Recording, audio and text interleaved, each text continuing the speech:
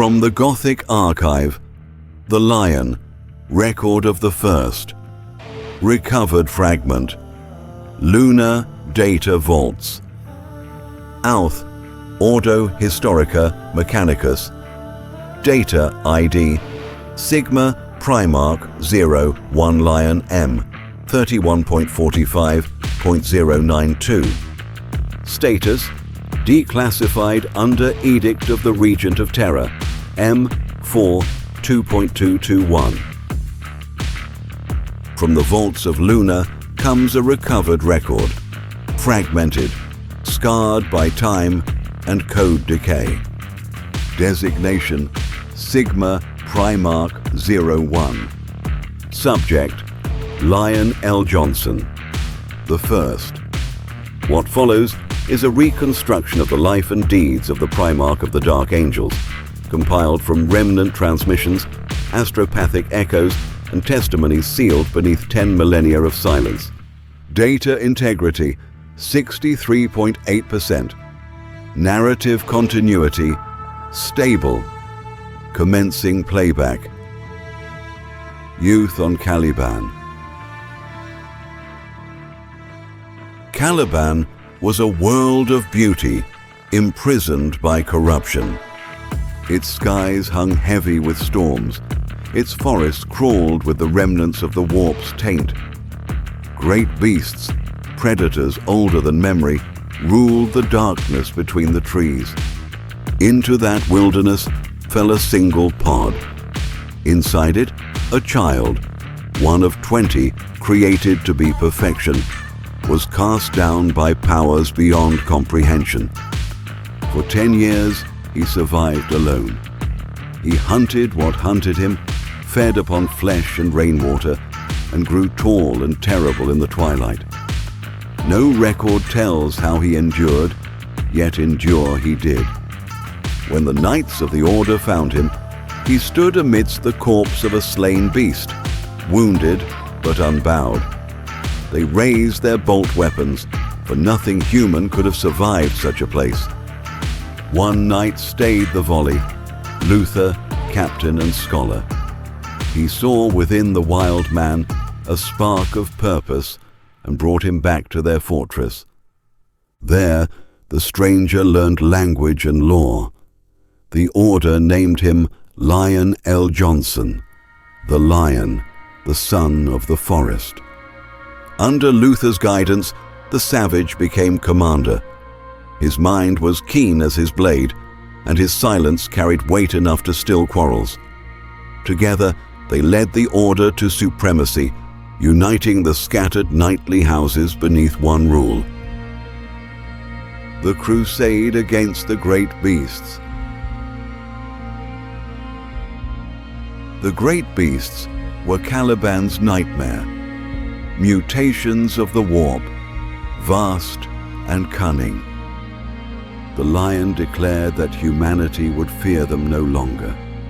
For a decade, the Order marched beneath burning banners, driving iron and flame into the forests. Each battle was a study in discipline. Lines of knights advanced behind shields of light, while the lion moved among them like a phantom, directing each blow with mathematical certainty. At last, the last beast fell. Caliban's people looked out upon a world reclaimed from terror, and for the first time in generations, the night belonged to men. The Order hailed the lion as supreme Grand Master, yet in Luther's heart, pride turned bitter.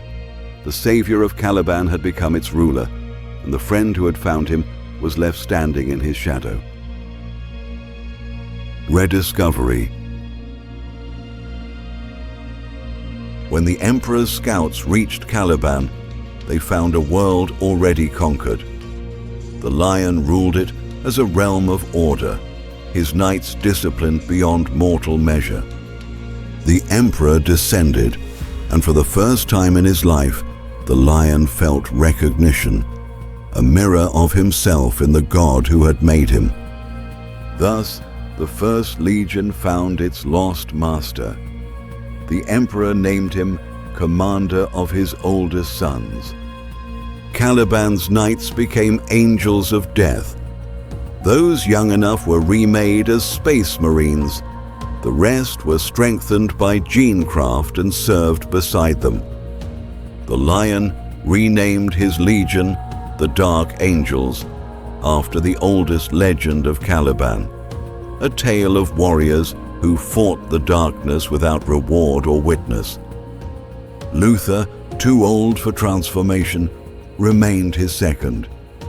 Yet even then, the shadow between them deepened. The Great Crusade. The Great Crusade was the crucible of the Lion's legend.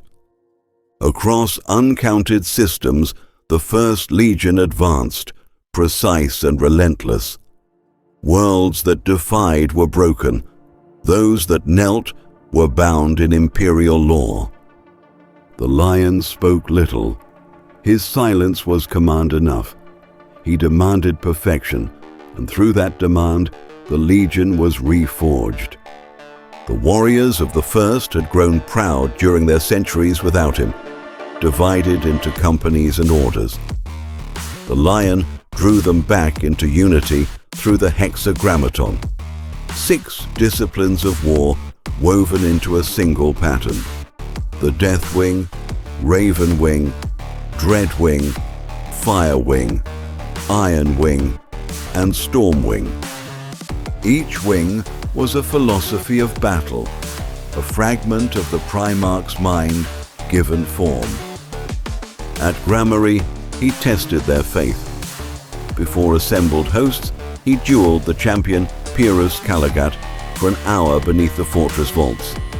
When the duel ended, the Lion stood victorious, his blade resting at his brother's throat. The First Legion knelt, and unity was restored. Thereafter, the Dark Angels became the Emperor's blade, the silent executioners who arrived first and departed last. The Lion and the Wolf. Among the brother legions, rivalry was common, but none so fierce as that between the Lion and Leman Russ.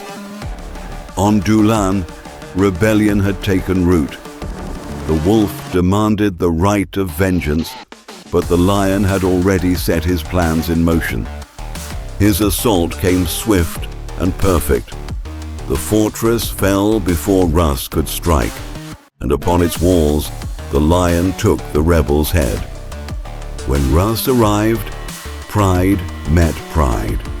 He struck the Lion, and they fought through the ruin for a day and a night, warriors matched in fury and in strength. When at last exhaustion forced them apart, Russ laughed, amused by the futility of their wrath. The Lion did not. His answering blow felled the Wolf where he stood. When Russ woke, the Dark Angels were gone. From that day, honor demanded remembrance.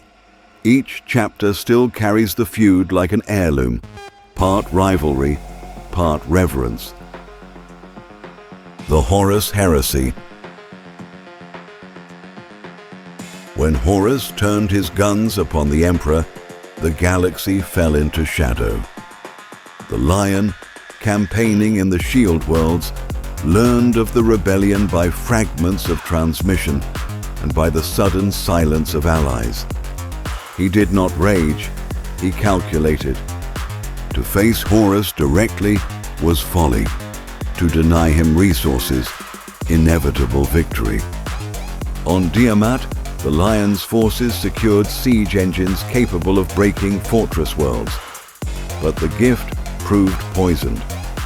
In seeking to ensure the traitor's defeat, he bartered with Perturabo, not knowing that the Iron Warriors had already sworn to Horus. The betrayal stung, yet the Lion's resolve only hardened. He turned his strength upon the Night Lords, whose Primarch, Conrad Kurz, had descended into madness. Their duel became legend. Darkness against discipline, prophecy against reason. The lion wounded Kurz, but the Night Haunter escaped, hiding within the invincible reason itself. For 16 weeks, the traitor stalked its decks, killing without sound. The lion hunted him through flickering corridors, blade drawn, never speaking. He never found him. Imperium Secundus. The warp storms thickened until travel to Terra became impossible. Guilliman, believing the Emperor lost, founded a new realm, Imperium Secundus, to preserve humanity's flame. He ruled as statesman, Sanguinius as symbol, the lion as sword. As Lord Protector, he brought peace by fear and swift correction, order without mercy, structure without light. But darkness followed. Kurz lived still, feeding upon chaos and prophecy. The lion pursued him across Ultramar, destroying rebel enclaves, burning cities to reach one man. At Alma Mons, they met again. The lion shattered Kurz's body and took him captive. But the Night Haunter's words were venom. "You are what I am," he whispered, "only caged by duty." Those words lingered. When Guilliman called judgment, the lion stood silent. When Kurz accused, he listened. When the triumvirate broke apart, he departed, taking his prisoner into the void. He would carry that burden alone. The Passage of the Angels. The lion turned his fleet toward Terra, yet the Astronomicon, the Emperor's beacon, flickered and died. He believed the throne destroyed, his father lost. Grief hardened into vengeance. The dark angels embarked upon a purge without measure, striking traitor worlds in relentless succession. Chemos, Barbarous, and others were reduced to cinders. Each victory hollowed him further.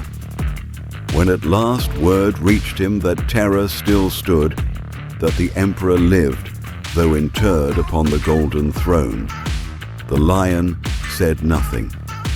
His silence was the measure of his shame. He had won everything and arrived too late to matter. The destruction of Caliban. He returned to Caliban seeking sanctuary. Instead, he found betrayal. From the surface, the guns of his own legion fired upon him. The transmissions bore Luther's voice, calm, commanding, resolute. Chaos had whispered in his absence, and Caliban had listened. The lion ordered the counterstrike. The bombardment tore at the planet's crust until the world itself screamed. Amid the chaos, he descended to the monastery, once the Order's seat, now a fortress of heresy. There, amid shattered halls and collapsing stone, he met Luther. The duel that followed defied description. Blade met blade. Faith met corruption. The two men who had saved Caliban now destroyed it. Luther was empowered by warp might, the lion by duty alone. When the final blow fell, it was Luther's. The lion collapsed, mortally wounded. Horror broke the traitor's trance. He fell to his knees, weeping. The warp screamed. Caliban split apart. The bombardment ceased too late. The surface crumbled into the void. Only the fortress core remained, shielded by ancient fields. When the dark angels descended, they found Luther broken, muttering through blood that the watchers in the dark had taken the lion, that he would return and forgive him. No trace of their Primarch was found. The rest, those who had followed Luther, were torn from reality and cast through time. The galaxy would come to know them as the Fallen. The Long Sleep. Deep beneath the surviving fortress, sealed within labyrinths of basalt and steel, the lion slept. The watchers in the dark, the silent, unknowable custodians of Caliban, kept vigil. Time ceased to exist. Empires rose, burned, and rebuilt while their master dreamed. To the Imperium, he was myth. To the Dark Angels, he was a secret. Their oaths became chains, their penitence their armor. They hunted the fallen across millennia, each capture an echo of guilt they could not name. Within the rock's shadowed halls, their Primarch waited, untouched by decay, preserved by mysteries even the Mechanicus dared not probe. Only the Emperor and the Watchers knew the truth. The Awakening. He found himself within Mirror Caliban, a reflection of his home, woven from dream and warp light. His memories were fragments, his purpose uncertain. The forest called to him, and he followed. There he met the old king by the river, and the watcher who spoke a single word: home. Shadows hunted at the edges of vision, and beyond them he felt corruption, spreading across a galaxy he no longer knew. The lion walked the forest paths until they opened upon the ruined world of Kamath. There he met Zabriel, one of the fallen, and memory returned like a blade drawn across stone. With recollection came burden. He learned to cross between the mirrored world and reality, a gift or curse the Watchers called Forest Walk. Through it, he gathered those who still bore loyalty. They called themselves the Risen. Together, they waged war upon the horrors that devoured the Imperium Nihilus, carving light from darkness, one world at a time. The Night of Nihilus. In this new age, the galaxy is severed. The great rift divides mankind. The Emperor's light falters beyond its span. The lion fights not for empire, but for survival, his own and that of those who will still stand beside him. When captured by Seraphax, a sorcerer of the Fallen, he was offered heresy disguised as hope. The demon-voiced traitor sought to make the lion a puppet, his body a vessel to slay the Emperor and birth a new god. The Primarch's answer was silence and steel. When he slew Seraphax, the Watchers stirred. They revealed to him two relics hidden within Mirror Caliban, the sword fealty and the Emperor's shield. With them, he fought the demon that wore the faces of his brothers and cast it down. The lion was whole again. The Arcs of Omen. The Blood Angels came to witness a myth. Their lord, Dante, found not a ghost, but a living weapon. The lion joined their cause upon the world of Wormwood, where Vashtor, Abaddon, and the World Eaters made war. Amidst that ruin strode Angron, demon Primarch, still burning with the rage of the damned. The two met in battle. The air screamed, matter convulsed. The lion turned Angron's own assault against him, driving fealty through his throat and ending the demon's rampage. When the evacuation began, the lion led the vanguard through fire and ruin, clearing a path for the unforgiven and their allies. The Imperium hailed him anew. The Knight of Nihilus, return. In time, he came face to face with his brother. Guilliman, resurrected, crowned Regent of Terror, and Lionel Johnson, risen from death and myth alike. They spoke as sons of a god long silent. Guilliman bore the weight of empire, the lion, the burden of solitude. Each saw in the other a reflection of what he might have become. Together they stand now as the Imperium's twin pillars, one to rule, one to redeem.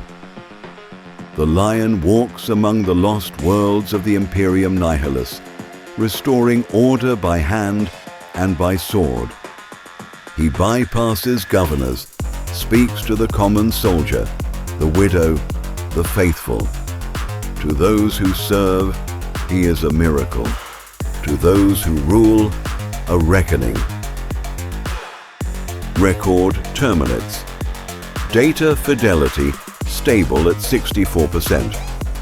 Supplemental commentary suppressed. Designation: the lion, the first, the hunter in the dark. Status: active. Location: unknown. End transmission.